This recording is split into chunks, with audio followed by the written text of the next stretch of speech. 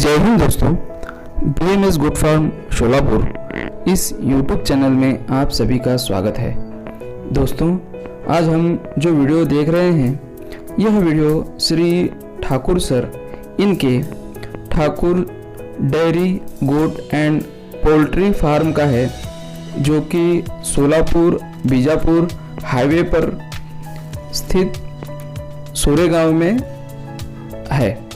दोस्तों, इस फार्म में गोट फार्म, डेयरी फार्म और पोल्ट्री फार्म यह तीनों व्यवसाय को मिलाकर इन्होंने बहुत ही अच्छी प्रगति और मैनेजमेंट इस फार्म के थ्रू सब बेरोजगार जवानों के सामने रखी है। तो चलें। नमस्ते, मैं प्रदीप भगवान सिंह ठाकुर। मैं सोलापुर के नज़दीक सोरेगांव बोल के एक गांव है, वहाँ पे हमारा फार्म है। शुरू में हमने थोड़ा डेयरी चालू किया, उसके बाद बकरियाँ चालू किए, उसके बाद मुर्गे, ऐसा तीनों हमारे फार्म में है।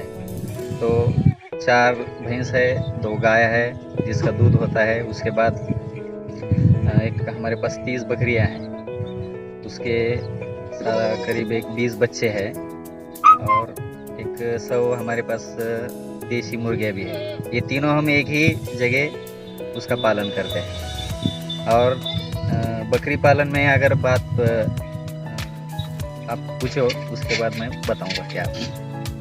सबसे पहले आपके पास डेयरी फार्मिंग, गोट फार्मिंग और पोल्ट्री फार्मिंग, ये तीनों यूनिट भी आप चलाते हैं, ऐसा आपने बताया। फिर आप ये डेयरी फार्म की ओर कैसे ये हुए? शुरू में हम खेत वाले के परिवार से आए वाले हैं, तो हमको सोलापुर सिटी में दूध ही अच्छा नहीं मिलता था। तो तब हमने सोचा कि पहले हमारे खुद के लिए तो दूध होना चाहिए, इसलिए एक भैंस और एक गाय लिए थे। और जब हम दूध थोड़ा सी लग रहा बोल के आजू बाजू में देने चालू करें, तो बढ़ते बढ़ते इतना बढ़ गया कि 50 लीटर तक हम वो बढ़ने के बाद बंद कर दिए। उसके बाद हम बढ़ाते नहीं, लिमिट हम 50 लीटर ही रखे। घर को भी हमको होता है और पूरा दूध प्योर और अच्छा देते। दोनों टाइम हमारे दूध का ऐसा वैशिष्ट्य है कि वो दोनों टाइम हम सवेरे शाम देते।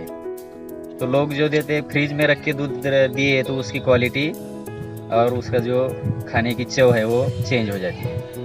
अपना कहने का मतलब है कि आप फ्रेश दूध यहाँ से निकाल के सीधा कस्टमर के घर पर डिलीवर करते हो।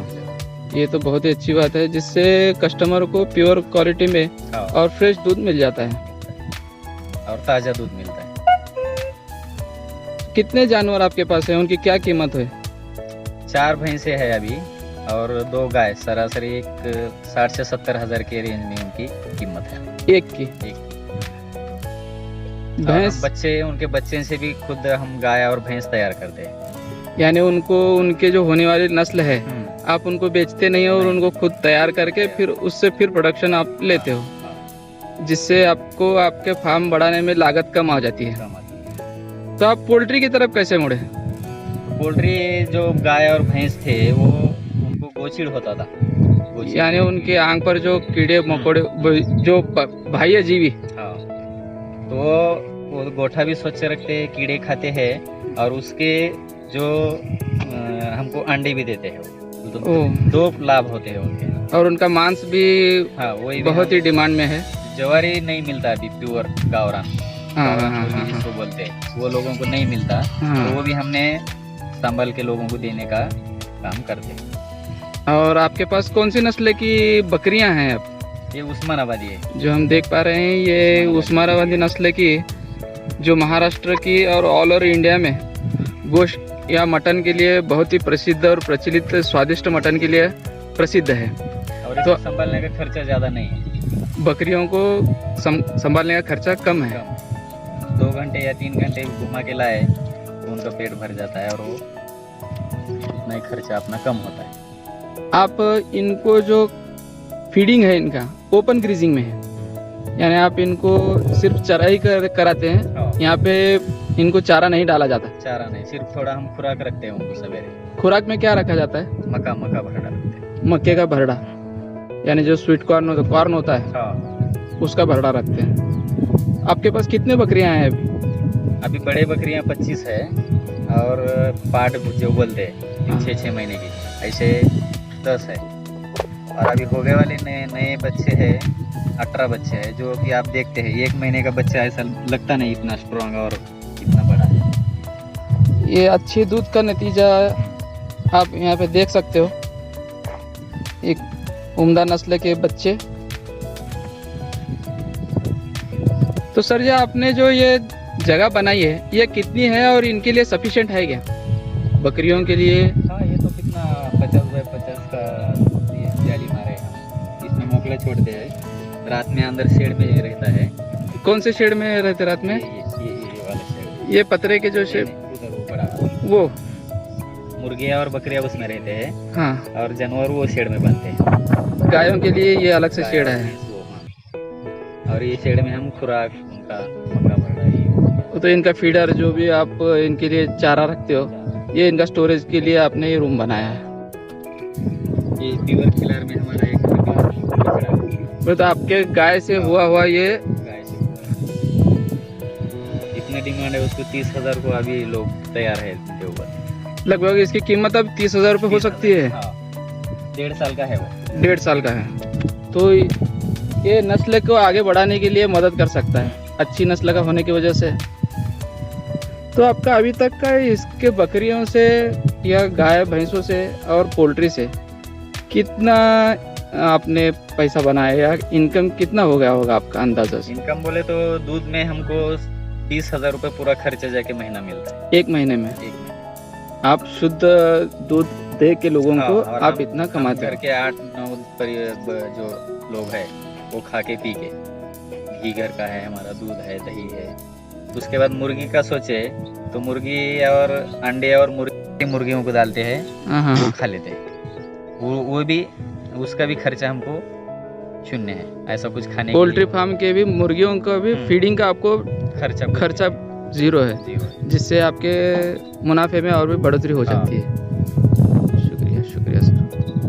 काम नहीं है, इधर घूमते उधर घूमते, नौकरी दो ये दो। तो एक आधे लड़के ने एक 100 या 200 मुर्गे भी संभाला तो उसको 10,000 रुपये या 15,000 रुपये महीना घर बैठ के मिलता है। और ये ये बहुत अच्छी चीज़ बताई सर आपने। जो बेरोजगार लोग हैं तो उनको उद्योजकता की तरफ मुड़ना चाहिए और मार्केटिंग में जिस चीज़ को मांगनी है यानी जिसको डिमांड है उस तरफ उसकी स्टडी करके उसमें उतरने की उनकी तैयारी उन्होंने करनी चाहिए।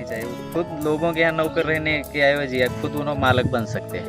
ये बहुत ही अच्छी बात है। 100 मुर्गी में रोज 50 अंडे मिलते हैं। 100 मुर्गियों में 100 मुर्गियों तो 50 अंडे। आज कोरोना की वजह से तो अंडे को इतना डिमांड है। एक अंडे की क्या कीमत है सर? 10 रुपए में बेचते हैं। 10 रुपए? हम पूरे हमारे कस्टमर को दे नहीं सकते, इतनी डिमांड है उसकी। ये बहुत अच्छी बात बताई तो सर आपने। 50 अंडे के 10 से भी पकड़े तो 500 रुपए रोज। कौन दे रहा है 500 रुपए? 300 रुपए में लोगों को दिन भर काम करना पड़ रहा है। सही।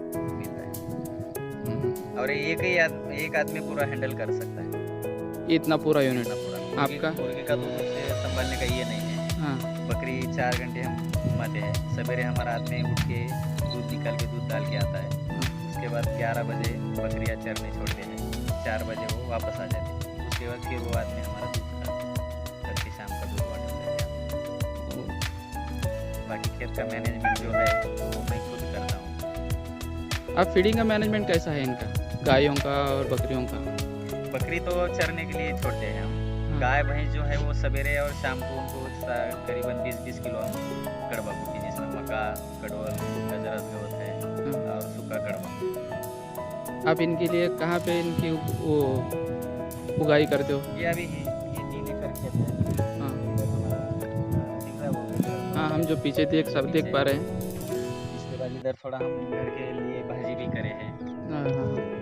यानी आप खेती में अपने लिए पूरे स्वास्थ्यवर्धक चीज़ों का इस्तेमाल करते हैं, जो और कि ये बकरी का खत है, भैंस का, गाय का जो खत गोमूत्र है उसका हम खेत में यूज़ करते हैं। इसलिए रासायनिक खत पे हमारा बिल्कुल खर्चा नहीं। ये खाद की वजह से आपको खेतों की उपजाई के लिए भी ज़मीन ताकतवर बनाने में आपको मदद हो जाती है और इससे बाहर से लाने की आपको ज़रूरत नहीं और पड़ती। ये हमारा कड़वा जिसपे हम इनको ये दिखता है लौकी का बेल। हाँ हाँ हाँ। जगह जगह हम उसका वो फायदा लेते हैं। उसके हमको 1 से 2 दिन 2-3 लौकी मिलती है। जो कि खाने के लिए पूरे अब हम पीछे भी देख सकते हैं ये। ऑर्गेनिक है। ये भी ये जो कद्दू बोलते हैं अपना, हाँ हाँ, लाल कद्दू। बहुत बहुत शुक्रिया। अब हम चलते हैं पोल्ट्री फार्म की तरफ। आप हमको पोल्ट्री फार्म का भी थोड़ा व्यू दिखाइए कि आपका पोल्ट्री फार्म का मैनेजमेंट कैसा है, मुर्गियों को किस तरह आप मैनेज करते हो। हमारी दादी रहती है यहाँ पे, हाँ वो दादी को काम ही है कि अंडे जो है वो हम दिक्कत नहीं लाते, हाँ हाँ, खुद बिठाते हैं अंडे पे, मुर्गी बिठा के हम बच्चे निकालते हैं। ओहो, महीने में 10 मुर्गी हम बिठाते हैं, महीने 15 अंडे पे। हाँ 150 बच्चे हमको हर महीना मिल जाते हैं। मिलता है। तो 150 में से बड़े हो गए तो वो 100 रहते हैं। 100, तो जरा हाँ। अकेला छोड़ते हैं ना, मुर्गी है, मतलब बिल्ली है, कुत्ते हैं, कभी पक्षी भी जाता है ऐसा। हाँ हाँ, तो सरासरी हम 50 बिक्री हो जाती है। और 50 अपने फार्म पे हाँ, बढ़ जाते हैं। तो बहुत ही अच्छा मैनेजमेंट है। चलता है। तो आप उसका व्यू भी हमें सही है सर, सही है सही है। ये हमारे मुर्गे देख सकते हैं इधर, वो भी खुले इसमें दिखते हैं।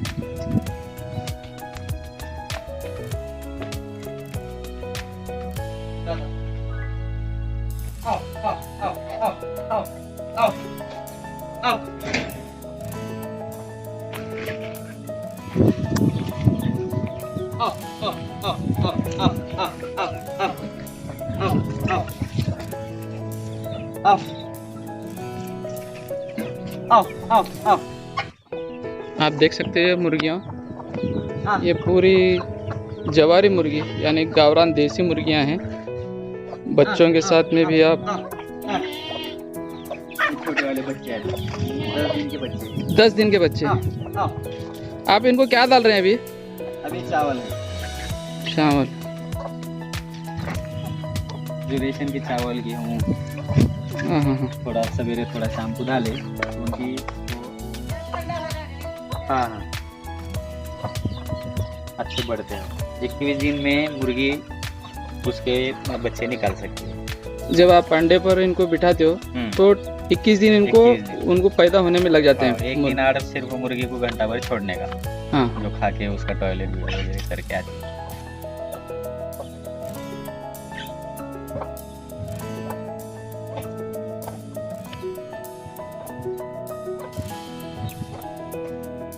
तो उसको लसीकरण वगैरह तो कुछ प्रॉब्लम नहीं आता। और सबसे बड़ी अपने महाराष्ट्र में ऐसा वातावरण है कि कदम बिजनेस करने का बोले कि लोग डर डालते हैं। सही है। पोल्ट्री करो मत करो, उसको बहुत रोग आता है। बकरी करो, उसको कुत्ते कोले खाते हैं। ऐसा जो करने वाला है उसका भी डिसमूड करके अच्छीकरण करते हैं। इसलिए ऐसे लोगों को दूर रह के अपन खुद का बिजनेस संभाल सकते हैं।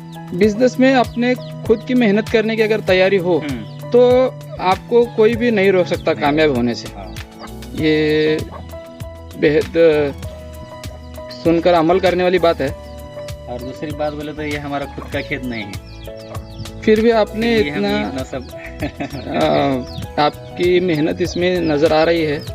तो हम इस वीडियो के माध्यम से आप सभी भाइयों को एक आह्वान भी करते हैं कि आप रोज़गार की ओर बढ़ो, नौकरी की ओर अपना रुझाव कम करते हुए अपना खुद का रोज़गार बनाओ। रोजगार बना और खुद करने की ताकत, हिम्मत और तैयारी रखो। दूसरे के जान पे ऐसा कुछ ये नहीं बन सकता। अभी सही। यूट्यूब पे देखेंगे इतना कमाया उतना कमाया, वो कमाते हैं लेकिन खुद करने की उन्होंने खुद करते हैं। इसलिए जो ये मुर्गी की इसमें, बकरी की इसमें जो बारीक छोटी जो बातें हमें ध्यान रखना पड़ता है वो खुद हमको समझते हैं। और बच्चे मरने का प्रमाण बोलो या मुर्गी में कुछ बीमारी आने का प्रमाण ये नहीं रहता है। Thank you sir.